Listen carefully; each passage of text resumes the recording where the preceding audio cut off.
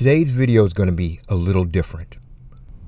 What would happen if the white spikes fought Caesar and his planet of the apes? What I mean is, instead of the white spikes coming to a planet full of humans, they had to fight a planet full of apes. How would that fight pan out? I don't think it will go the way most people think it would at first. Let me talk about the white spikes first. I'm going to give a little bit longer explanation on the ape side of the fight. So let's start first of all with the white spikes. The white spikes are an aggressive species.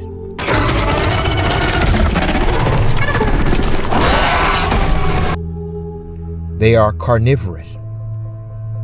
We know they have the biological abilities to take immense damage. They have some sort of protective shell or skeleton on their backs. We know they have the skill to glide. They have some sort of membrane between their legs. It seems like only the males can, from what we see. We know they have the ability to climb almost any surface. We know they can swim at incredible speeds. We know that they also have this biological bullet. I don't know if this is a calcium bullet, but it looks like some sort of bone bullet that they fire from one of their tentacles. We don't know too much about their vision, whether they see in the dark and how they sense their prey. We're guessing that they most likely smell their prey. We know that they have strong bite force, able to bite someone in half. At least the queen was. We know they have some sort of cognitive intelligence where they can perform different military tactics. We know they communicate with each other on some level. We know they have some sort of hierarchy with the queen at the top of the pyramid, males who are completely loyal to the queen. We know the white spikes have a terrific and rapid reproduction system. So this is their weakness. They are biologically superior to humans, what gives them great strength, but they're not technologically superior. And this is the key I'm going to talk about when I talk about the apes. The biological superiority. That won't be the same when you're going against billions of super apes. Let me explain.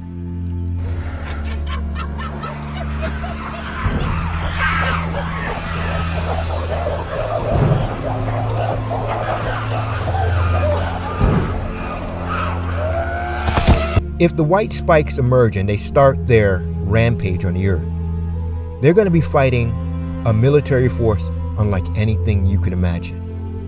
They're going to be fighting, most likely, millions of gorillas who are going to be part of the front lines of this military. Yes, you have the chimpanzees, but they're going to bring out the powerhouses, which are the gorillas. So what are we talking about with the gorillas? What are their biological skills that they bring to the battlefield? And you're not going to believe it. The gorilla weighs about 450 pounds to 525 pounds. It stands at the height about 6 feet. The gorilla's strength is extreme. He was strong enough and mean enough to pull my arm from its socket so you could get a firm grip. It is able to lift 4,000 pounds. That's one gorilla. The gorilla also has a secret weapon that I didn't know about until I started doing research. The gorilla has one of the strongest bite forces in nature. Stronger than the tiger, stronger than the hyena, stronger than the lion. It is at the top. It has a bite force 1,300 psi, or pounds per square inch. Let me put this in perspective. The human bite force is only about 128. Not even close. That means it can bite your arm off with ease. Or rip it off because it can lift 4,000 pounds. But it gets better. The gorilla weighs about 500 pounds, but it has the speed to move 25 miles an hour. Well, that may seem slow, but let me put this in perspective. Bolt, an elite Olympic runner, his speed is 28 miles per hour. An Olympic sprinter, Usain Bolt, is 28 miles per hour. But a gorilla that can lift 4,000 pounds and weighs 500 pounds could move 25 miles an hour, just 3 miles short of an Olympic speedrunner. Can you see where this is going? But it gets better. A fully grown silverback gorilla has the strength of 20 men combined. Do you know what that means? 20 men. This will be a battle force unlike no other. They will be able to, the silverback gorilla force that they will be sending into battle, they will be able to carry heavy weaponry into battle. That means Gatling guns and all sorts of weapons that weigh hundreds of pounds with ease. They will be able to carry protective gear that weighs hundreds of pounds with ease.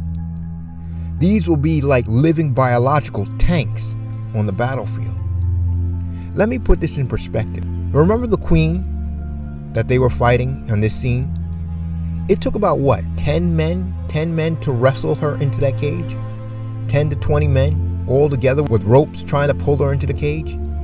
What, about 10 to 15 men? Now, if you took 20 gorillas and put them in that same position, that fight would have been over with incredibly fast.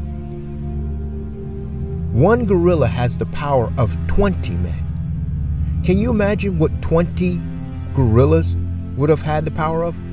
Let me tell you, 20 gorillas will have the strength of 400 men, easily subduing the queen.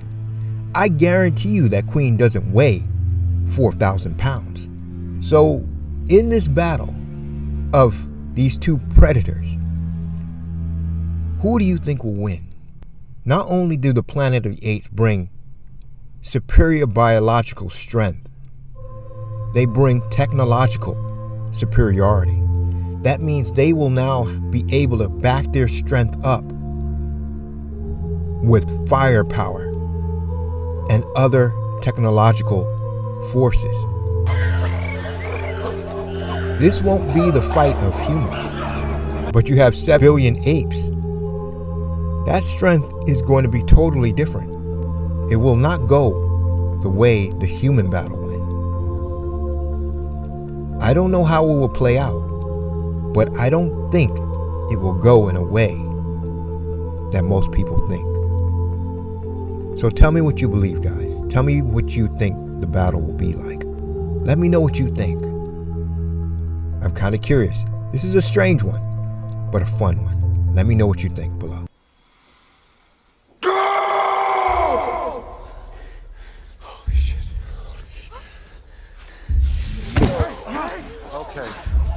Okay, we're going. Go!